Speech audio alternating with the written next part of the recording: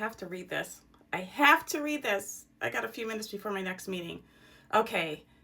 This woman post, am I the a-hole, you fill in the rest, for telling my husband's kids, ages 24 female and 22 male, that my house isn't their family home and it's not my fault their mom lost theirs. Okay, this is her post. So she goes in to say, I married my husband 2 years ago. He has 2 kids, 24, the female, and 22, the male. He had a very nasty divorce from their mom that was fought out over the course of years. Part of the reason for the marriage ending was she had a drug problem and blew their savings and was running up credit cards he didn't know about to pay for it. Okay. The divorce finalized when the youngest was 16. She wanted the house. She wanted the house in the divorce, which was a big part of the fight. She ended up getting it. She immediately moved in her addict boyfriend and another couple they used with the substances. And the house ended up getting destroyed and falling into foreclosure. And they then proceeded to squat in it and had to be forcibly removed. Okay, stay with me. Because my husband and his ex ended up also having to file bankruptcy, he had been living in a friend's basement when I met him due to his credit being wrecked. Fast forward, we are married. He moves into my house. This woman got a prenuptial agreement. He can't be on the mortgage due to his credit anyway. His ex and kids are living with the grandparents. His kids and ex don't like me. They refer to me as that CUNT. But at this point, they are all adults, so I'm not going to force things with them. Grandparents recently had to sell their home and they are now living with their mom's friends. They asked if they could move in with us and I said no. Both got angry and started telling me that this was their dad's home and that makes this their family home too. And it wasn't up to me if they could live there or not. They started spouting off every insult they can think of because they don't like her anyway, as we know. I interrupted them and told them it in fact was not, she puts it in caps, their family home. And if they were looking for their family home, they need to go talk to their mom because she chopped it up and put it up her nose. And that wasn't my problem. A huge, all caps, part of the reason I don't want them here is that their mom has since squatted multiple places, forcing roommates to have to threaten her with eviction to get her out. And basically told the last one she would leave for a certain amount of money. The kids and her are very close, and I don't want that happening in my home.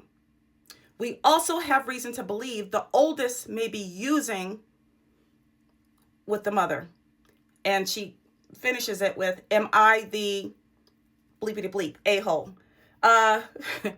Obviously, this is a Christian dating platform, so my focus is this. I'm not sure why she married him, okay? And maybe he's a great person. Maybe he is a wonderful person. And hey, listen, I look at domino effects. I look at where were you before I met you? I look at your entire lifespan. Who are you as a decision maker? First of all, what stood out to me is the ex-wife, he didn't know she was spending all this money on credit cards to the point that they had to go into bankruptcy or something. I have to read this over again. Yes, they had to file bankruptcy. So his head was in the sand. You know, sometimes we women tell other women, you know, even if you're taken care of by your husband, know your finances. You know, because God forbid something happens, you got to know, you just know your finances, the creditor, you know, because you would have to take over at some point. God forbid something happened prematurely. So in this situation, this is the guy who wasn't paying attention to what his wife was doing. And she ran him into the ground. Now, I don't know about you, but, you know, sometimes people have odd behaviors when they are living with addiction. He seems to have had blinders on about the ex. So to me, while this woman who was saying, am I the a-hole, it seems to me it would have been helpful for her to keep her eyes open when she was dating him. It doesn't mean he's a terrible person, but it might mean he makes poor decisions. And everybody can learn from their decisions. But if you're going to allow this is for you, for anybody in their dating or courting season, if you're going to allow somebody to enter your life and choose to spend the rest of your life with them, again, it's not about perfection. You really have to look at the whole picture. There's always outliers that you can't foresee. But a lot of this stuff people see early on and they make the decision anyway. That's all I've got to say about that. I'm not sure why she's posting this because she wants to know, is she the jerk and all this stuff. She shouldn't have even been in this position, in my opinion. She shouldn't have been in this position based on what he shared. He chose that ex. Something went wrong. He made a decision. He closed his eyes. He didn't observe something. And I know some people, they're just not